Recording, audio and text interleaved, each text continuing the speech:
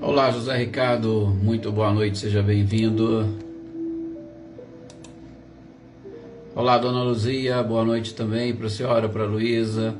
Boa noite, Anitta e Clarindo, boa noite, Selma e Dinho. Aliás, esses dias foi aniversário do Dinho, né? E nós não demos aqui no grupo os parabéns para ele.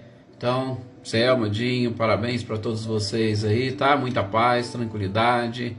Olá, Zezé Bueno, muito boa noite. Boa noite também, Joana Carneiro, sejam bem-vindas. Iraci Prestupa, muito boa noite.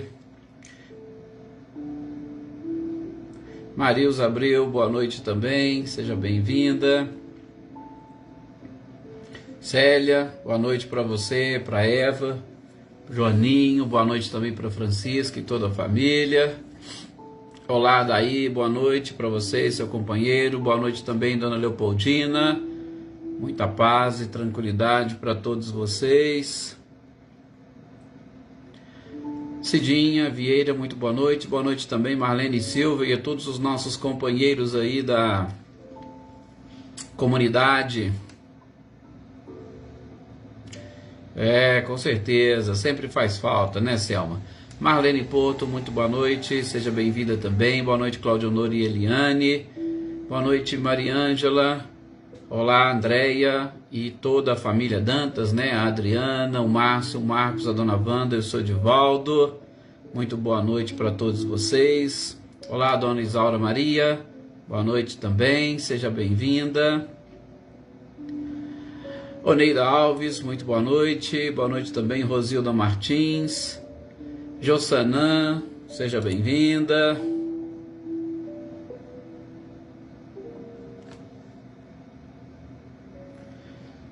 Adriana, né, que nós já cumprimentamos. Ai, que bom, Mariângela. Espero que tenha dado tudo certo. Valdete, muito boa noite também, seja bem-vinda.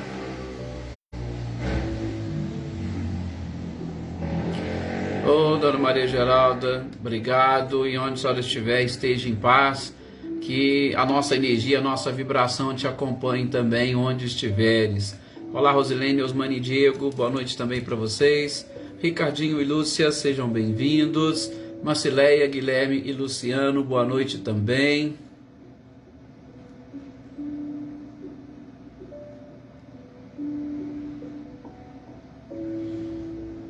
Sou Luiz Alberto, boa noite. Silvano Braga, muito boa noite também. Seja bem-vindo. Esses dias foi aniversário da Giedre, né, Silvano? Um abraço nela aí por nós, apesar de que nós a cumprimentamos também. Olá, Cris Queiroz, muito boa noite. Vamos então, está no nosso horário, fazemos a nossa prece para pedirmos a Jesus, pedimos a espiritualidade, a permissão para as reflexões da noite de hoje, principalmente pedindo a Jesus a permissão para que a espiritualidade possa se fazer presente, nos auxiliando no entendimento, na compreensão, na interpretação desta doutrina maravilhosa, né? Boa noite, Cecília e Reinaldo, boa noite também, Dona Iraci Rosa, Vanderlene e Cristina, boa noite, seja bem-vinda. Meus queridos amigos e companheiros, elevemos nesse instante o nosso pensamento, deixando de lado as nossas preocupações de ordem material e procurando voltar um pouco à nossa essência. Sabemos que somos espíritos, que hoje alguns de nós estamos aqui num corpo de carne, porque também participam conosco espíritos desencarnados, mas que também não deixam de ter o seu corpo espiritual. A nossa essência, ela é espiritual, e a gente precisa se dedicar um pouco mais da nossa vida a esta essência, fortalecê-la e principalmente buscar conhecimentos e informações que vão nos auxiliar na autoiluminação desta essência que todos nós somos, que é o Espírito. Os ensinamentos de hoje, principalmente esses que nós estamos iniciando, o conhecimento das leis morais, eles são de extrema importância para que a essência barra espírito possa e consiga entender e compreender na essência as leis que regem todo o universo, porque é exatamente o seu conhecimento, é o seu cumprimento que nos torna efetivamente felizes. E como nós vimos na questão 614, o homem só é infeliz quando se afasta do cumprimento destas leis. Que possamos, pois, mestre amado e querido Jesus, com o teu auxílio, com o auxílio da espiritualidade e com as energias e vibrações de todo o grupo, que nós consigamos entender e assimilar melhor estas leis que regem o universo. E assim, praticando-as, caminharmos de forma feliz e para a felicidade plena. Que assim seja. Que assim seja, é claro, a gente não se esquece de todos aqueles que nos pediram orações, né? Daqueles a quem gostaríamos de dedicá-las também, daqueles que se encontram estão com seus nomes aqui no nosso caderninho de orações, né? No pensamento de cada um de vocês. Boa noite lá, Rosali. Boa noite também, Gisela Goulart. Boa noite, Maria Eleusa. Sim, Marcileia, colocando aqui no nosso caderninho, né? Pode deixar. Elaine Oliveira, boa noite também, Vânia, Maria. Senhor Antônio Pazotto, muito boa noite. Senhor Antônio Pazotto mudou a fotozinha aqui que parece para nós, né, Senhor Antônio? Que bom, contemplando a natureza, isso é fantástico. Cumprimentar também aqui a Edna Bueno e a todos aqueles que vão entrar, aqueles que vão assistir em outra oportunidade, né? O nosso companheiro Wagner, a Natália está aí, boa noite, Natália, a dona Neuza e vários outros que sempre nos assistem, nos acompanham, que eles se sintam também abraçados nesse instante. Olá, Márcia Martins, boa noite, saudades de vocês. O Wagner aí, acabamos de falar, deixando um abraço, e ele já apareceu aí conosco, né, Wagner? Sempre importante aqui também nos nossos estudos. Lídia, eu acho que eu também não te cumprimentei, seja muito bem-vinda. Gente, hoje, quinta-feira, é dia de nós darmos a sequência às nossas reflexões do Livro dos Espíritos. Livro dos Espíritos, esta obra básica e inicial da nossa doutrina, e como nós tivemos já a oportunidade de conversar, é um livro onde nós temos praticamente um resumo ou um apanhado geral da doutrina que depois vai se decompondo em várias outras obras. São 4 partes, cada uma dessas partes mais bem desenvolvidas em outros livros, né? Marcelo Machado, muito boa noite, seja bem-vinda. Então, nós estamos vendo esta essência da própria doutrina através de perguntas e respostas. Com certeza, Dona Isaura, aqui nas nossas orações também no nosso caderninho. E especificamente nessa terceira parte que nós estamos iniciando, estamos no primeiro capítulo, vimos no nosso último encontro o conhecimento das leis naturais. Ficou só faltando uma única questão para a gente passar para o próximo tópico, que é sobre o bem e o mal. E o conhecimento das leis naturais é exatamente isso que nós vimos, esse processo de identificação de todas as regras que vão regulamentar, sobretudo, essa relação entre espírito e matéria. A gente não pode esquecer essas questões. Espírito e matéria, eles vivem neste universo, eles convivem e principalmente são regidos por leis, leis estas que nós estamos tentando aprender e conhecer.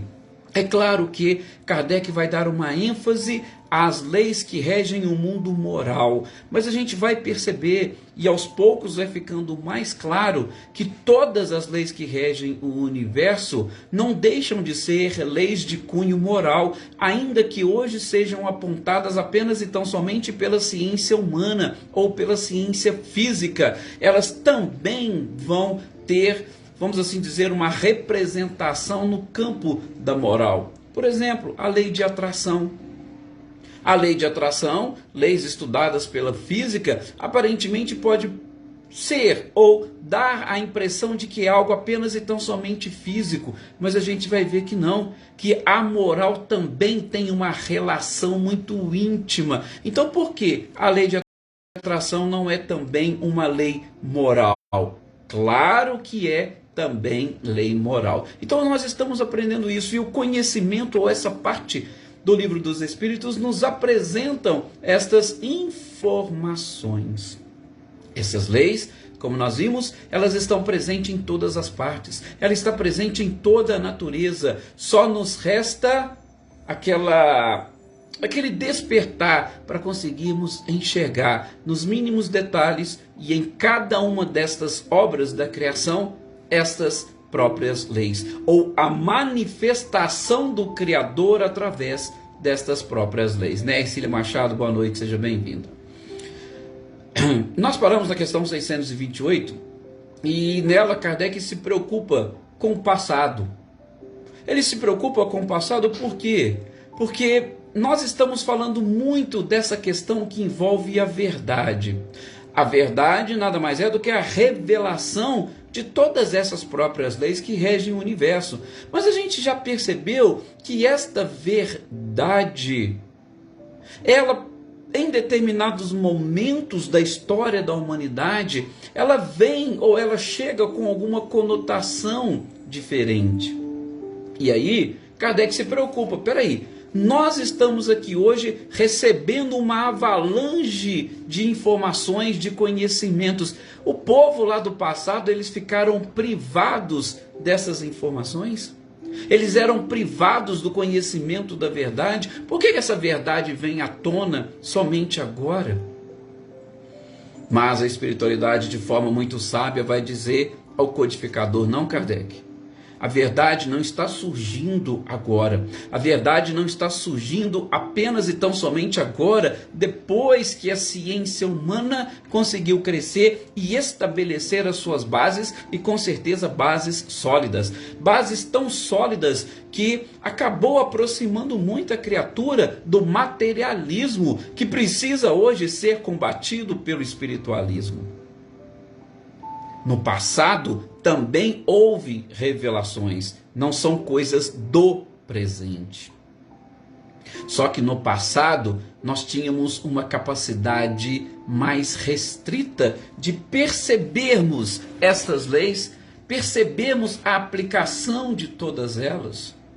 E agora não, a gente já consegue com muito mais facilidade, com muito mais tranquilidade, captar coisas mais simples e trazê-las exatamente para o cunho da própria criação, podemos assim dizer, deste grande arquiteto do universo que é Deus, trazendo para toda a criação. No passado, nós tínhamos sim revelações que muitas das vezes ficavam a cargo de um grupo de pessoas, ficavam a cargo de uma elite, ficavam a cargo de uma casta. Gente, na antiguidade, podemos citar exemplo, o próprio Egito, o próprio povo hebreu. Nós tínhamos os sacerdotes, que eram aqueles que tinham acesso ao conhecimento. As outras pessoas não tinham.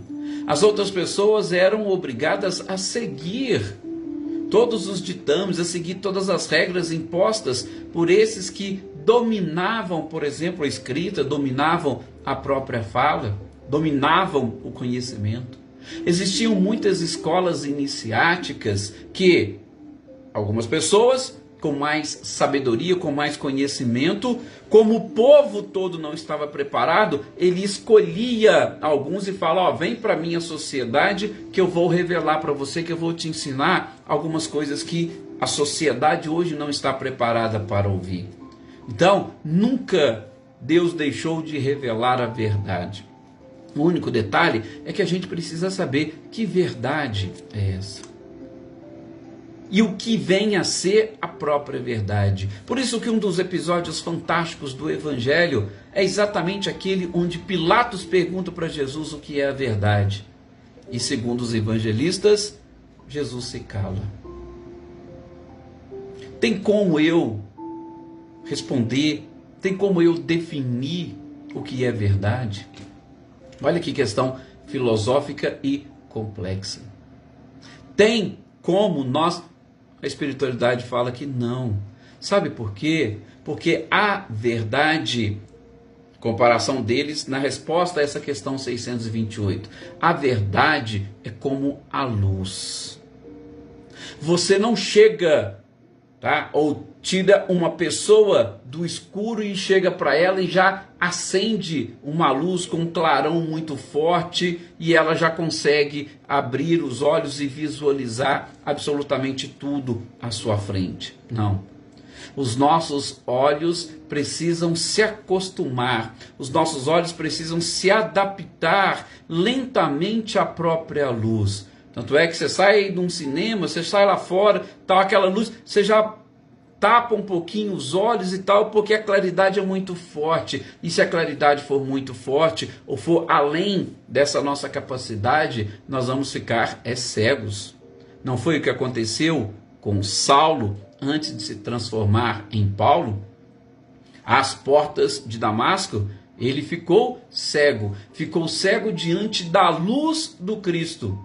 A luminosidade do Cristo que apareceu apenas e tão somente para ele, não apareceu para aqueles que estavam consigo. Olha para vocês verem que mistério maravilhoso, fantástico. Não é um milagre, mas é um mistério que a gente precisa entender e que a doutrina hoje nos esclarece com um pouco mais de facilidade. Nós vamos identificar ali uma claridade tão forte, uma luz tão forte do Cristo que chegou a cegar Saulo. Então, só para mostrar, ó, a verdade, ela precisa ser revelada aos poucos. Então, a humanidade vem nesse processo evolutivo. A humanidade vem buscando conhecimentos e informações. E somente gradativamente é que a verdade pode ser revelada sem ofuscar a visão das pessoas. Caminhamos por quanto tempo com esse entendimento, por exemplo, de uma terra plana? Hoje temos a consciência, nós temos a certeza. A nossa terra, ela é redonda, porque nós tivemos oportunidade, mas isso não foi sempre assim. E vejam quantas verdades foram descortinadas, quantas leis foram entendidas depois que nós conseguimos descobrir que a Terra é redonda. A lei de gravidade, por exemplo, ela passou a ter uma conotação diferente. Poxa, mas como quem está lá do outro lado está de cabeça para baixo? Passou a ter. E com isso a gente vai estudando. Então, a verdade, ela vem bem gradativa. Por isso, gente, sempre falamos, quanto mais preparados estivermos, mais conhecimentos, mais informações e mais verdades nos serão reveladas. Quanto mais conhecimento, quanto mais informação. Olá, Ronaldo Fac, boa noite. Flávio Gava, boa noite também, seja bem-vindo. Nós temos e precisamos nos preparar. Vejam a nossa própria doutrina e esses conhecimentos que nós estamos desenvolvendo, esses estudos que nós desenvolvemos aqui. Garanto para vocês que para muitas pessoas, se vocês chegarem e forem falar com elas, elas não vão entender, elas vão falar que a gente é maluco, que isso não existe, que isso é fanatismo, que é qualquer outra coisa. Mas nós que estamos aqui já há um certo tempo estudando, a gente consegue entender. Por quê? Porque foram revelações paulatinas, né? E a gente precisa muito disso, de um pouco mais de tempo para digerir todo este conhecimento, ok? Então, essa é a questão 628, para fechar o título Conhecimento da Lei Natural, para vocês verem como que Kardec foi fantástico em toda essa codificação e na separação dos temas e assuntos. Olá, Cidinha, boa noite. Agora, nós vamos passar para o estudo do bem e o mal. Claro também que todos nós já sabemos, já falamos muito sobre essas questões envolvendo o bem, o mal, muita coisa. Só que, do ponto de vista doutrinário ou da filosofia da doutrina espírita, existem ainda algumas informações que são interessantes nós avançarmos. E principalmente porque, gente, nós já ultrapassamos 2 anos de estudos juntos. Quantas informações e quantos conhecimentos nós adquirimos neste período? Então, a cada revisão ou a cada nova oportunidade de rever o mesmo ponto, já vai encontrar um campo na nossa mente bem mais preparado para que a semente efetivamente germine, cresça e dê frutos. Como nós pensávamos do bem e o mal antes da pandemia? Como que nós pensamos o bem e o mal hoje? E como nós vamos refletir sobre o bem e o mal daqui a umas 2 semanas, depois que a gente fechar esse tópico do Livro dos Espíritos. Vai ser diferente. E este é um dos nossos objetivos. A evolução pressupõe exatamente esta mudança, essa transformação, sobretudo de paradigmas dentro da nossa própria mente, porque eu enxergo hoje de acordo com o que a sociedade me apresenta e dos limites que eu tenho. Mas a partir do momento que eu vou me libertando, eu vou enxergando de uma forma diferente. E essa forma diferente, ela vai permitindo que a minha mente se abra mais e, de uma certa forma, eu vou acabar me destacando nesta sociedade onde eu vivo por conta da minha capacidade compreensiva, da minha capacidade interpretativa.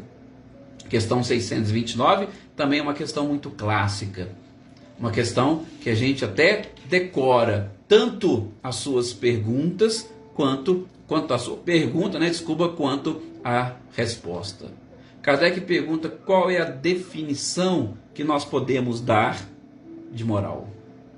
O que é a moral? Pergunta Kardec para a espiritualidade.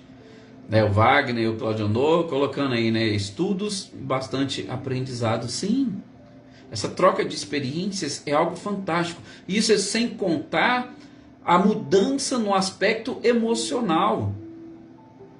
Ora, quanta coisa, vamos assim dizer, do ponto de vista sentimental nós alteramos. Não foram só informações, conhecimentos, não. A gente criou um certo vínculo, um laço muito forte, e isso também é crescimento. Mas vamos lá, Kardec pergunta nessa questão 629, o que eu posso entender por moral? E esta, gente, é uma resposta que, digo, inclusive nos bancos ou no meio acadêmico, é uma resposta que é fantástica e podemos dizer, consegue resumir e traduzir muito mais do que vários livros que tentaram escrever para explicar a moral. E é interessante quando eu falo de moral, porque precisaríamos até aprofundar um pouco mais em alguns aspectos deste estudo, porque a nossa sociedade ela tem uma base moral, e em cima desta base moral é que o edifício vai sendo construído. Por exemplo, quando a gente fala em caridade, a caridade tem essa relação com a base moral nossa. Quando a gente fala em perdão, da mesma forma, tem uma base moral e muitas das vezes até cultural, para que eu possa ou consiga, porque faz parte daquele conjunto de pessoas que estão unidas e reunidas neste processo evolutivo. Então, é um questionamento interessante. E a espiritualidade vai responder para Kardec de uma forma muito simples e direta. Kardec, a moral nada mais é do que a regra do bem proceder. Agiu dentro da moral, o seu procedimento é bom. Veja que a espiritualidade, ela não procurou fechar uma conceituação e principalmente falar todo mundo, não. Ele trouxe um conceito de moral tão aberto que ele vai se aplicar facilmente a todas as criaturas, independentemente do nível de evolução que ela possui. Gente, a regra do bem proceder, mas espera aí, o que é bem proceder para mim? o que é bem proceder na sociedade onde eu estou? Quais são os valores que eu possuo? Quais são os valores que a sociedade possui? Então você sempre estará agindo dentro da moral a partir do momento que você está procedendo bem neste contexto. Então, é um conceito que a espiritualidade trouxe aberto e que a gente pode aplicar em todos os pontos. Mas ela não para por aí. Ela vai dizer que é a regra do bem proceder e principalmente ligada e vinculada nessa distinção entre o bem e o mal. Eu só procedo bem se eu souber o que é também ou o que se considera como mal. Claro que o mal a gente já viu, nós vamos continuar vendo ainda, ele não tem uma existência clara, ele não tem uma existência, mas ele tem o próprio mal, um sofrimento que o representa, e esse sofrimento se relaciona com o descumprimento das leis, ao passo que o bem é o cumprimento destas mesmas regras. A gente viu lá na questão 614, né? O homem sofre quando dela se afasta. Dela o quê? Do cumprimento das leis. E o cumprimento das leis é o quê? É justamente o bem. Se nós observarmos as leis divinas e praticarmos, nós estaremos com a nossa moral elevada.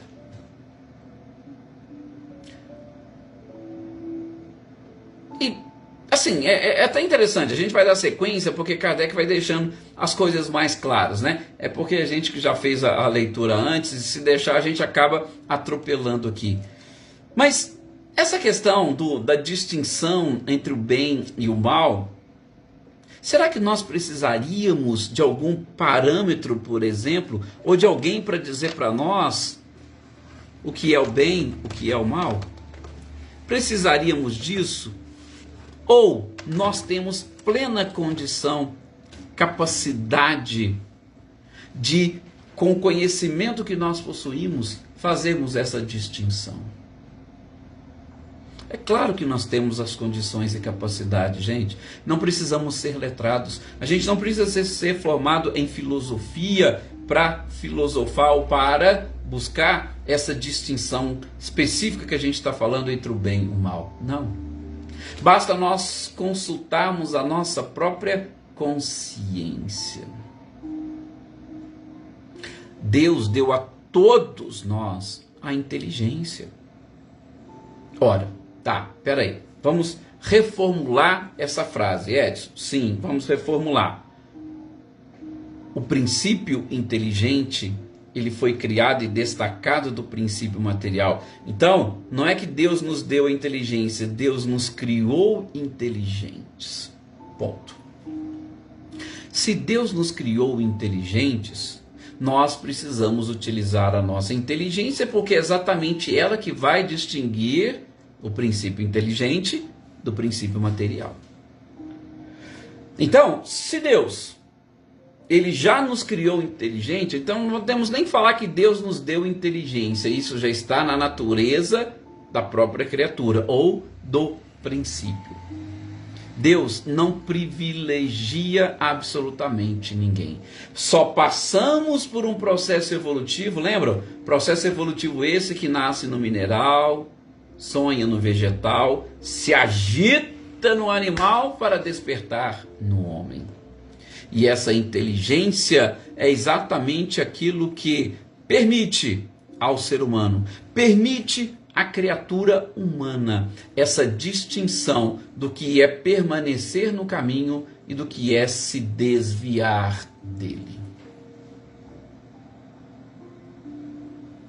Daí a sequência do questionamento do codificador: se o homem estando em erro, ele não pode, pois, se enganar nessa apreciação do que vem a ser o bem e do que vem a ser o mal? Porque sim, nós sabemos aqui, estamos vendo o que é o bem, o que é agir no bem. Sabemos também o que é o mal, o que é agir no mal. Mas espera aí, será que a gente não pode se enganar Até é algo muito simples e comum, porque, como a gente falou, pela nossa diferença de evolução, algo que para algumas pessoas é um bom proceder, para outras não é. Então, qual é o limite? Qual é o parâmetro? E como que eu vou conseguir fazer essa distinção? Existe uma fórmula mágica? Podemos dizer que sim. Existe uma fórmula de ouro? Existe sim. E qual é esta frase? Frase esta dita pelo próprio Cristo. Olha para vocês verem a questão 625 do ser mais perfeito que pisou no nosso planeta. Frase que o próprio Cristo disse e trouxe, onde se fundamenta não somente a justiça, como nós vimos, mas também a nossa inteligência e capacidade de distinguir o bem do mal. Que frase é essa? Todos nós sabemos. Se você não quer se enganar em hipótese nenhuma na apreciação que você tem do bem e do mal, independentemente do nível de evolução que você possui, olha para vocês verem que sabedoria do próprio Cristo. Independentemente do grau evolutivo, a gente acabou de falar, a verdade ela vai se descortinando aos poucos. Quanto mais avançado e evoluído, mais informações a gente tem para explicar como que as coisas são e como que as coisas funcionam. Mas, independentemente deste nível evolutivo, Jesus trouxe uma regra de ouro para que a gente possa e consiga fazer a distinção do bem e do mal. A frase, repito, todos nós conhecemos: fazer aos outros o que gostaríamos que os outros nos fizessem. Precisa de algum nível evolutivo para entendermos isso? Não. Precisa de um nível evolutivo para sabermos o que é o bem e o que é o mal? Não. Desde a pessoa mais simples, mais humilde, daquela que está iniciando a sua prova e expiação. Se você falar para ela, você fazer, ou se você age do jeito que você gostaria que os outros agem, pronto, ela entenderia. Será que nós estamos preparados para isso? Está aqui, questão 632 do Livro dos Espíritos. Independentemente, vou repetir, independentemente de evolução, é um preceito que consegue se casar perfeitamente com todas as situações. Se você aceitar isso que você está fazendo com o outro, se você aceitar que o outro faça contigo, você está no caminho certo, você está no caminho do bem. Não importa que tipo de comportamento seja, mas você está agindo com coerência, de acordo com a sua consciência. Fazer aos outros o que gostaríamos que os outros nos fizessem. E enfim, para nós com certeza fecharmos aqui o estudo de hoje, tem mais informações aqui sobre o bem e mal, tem mais umas duas questões, mas tem três, né? Mas uma delas, que é a 633, a gente vai falar um pouquinho aqui, exatamente por quê? Porque Kardec trouxe umas expressões que nós precisamos entender antes, inclusive, de até buscarmos a resposta da espiritualidade. Qual foi a pergunta que ele fez? E eu vou abrir um parênteses aqui para dizer, gente, eu imagino a quantidade de livros, a quantidade de informações que Kardec buscou para codificar a doutrina espírita. Kardec não ficou de braços cruzados esperando os médiuns e os espíritos ditarem as suas mensagens para ele montar toda a codificação. Ele correu atrás, ele pesquisou, ele estudou. E essa questão, ela é tão bem elaborada que eu confesso a vocês, não foi fácil de interpretá-la não. Não foi fácil de entendê-la não. E diz mais ou menos assim: a regra do bem e do mal, que se poderia chamar de reciprocidade ou de solidariedade. Olha para vocês verem, a regra da reciprocidade ou a regra da solidariedade. é inaplicável ao proceder pessoal do homem para consigo mesmo. E aí vem o questionamento: achará ele, o homem, lá nesta mesma lei natural, a regra desse proceder e um guia seguro? Gente, essa própria questão, ela demanda inclusive repetirmos para nós conseguirmos entender. Mas antes de repetir, porque eu tenho certeza que nós vamos ter que voltar nela no próximo encontro, eu preciso trazer para vocês o que seria essa reciprocidade, o que seria a regra da solidariedade ou da reciprocidade que Kardec trouxe aqui. Kardec estava aqui dentro de uma filosofia pura. E a reciprocidade está relacionada com o questionamento anterior que o próprio Cristo disse. Precisa haver reciprocidade nos meus comportamentos e nos comportamentos que eu exijo da sociedade. Tem que ser solidário, ou temos que ser solidários uns para com os outros. Não fica eu querendo cobrar uma coisa do outro que eu não faço.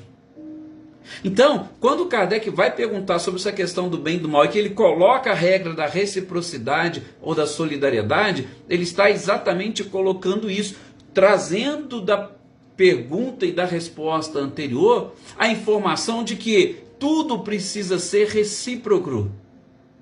Isso nada mais é de alguma forma do que ação e reação, por exemplo. E o próprio fazer aos outros que gostaríamos que os outros nos fizessem.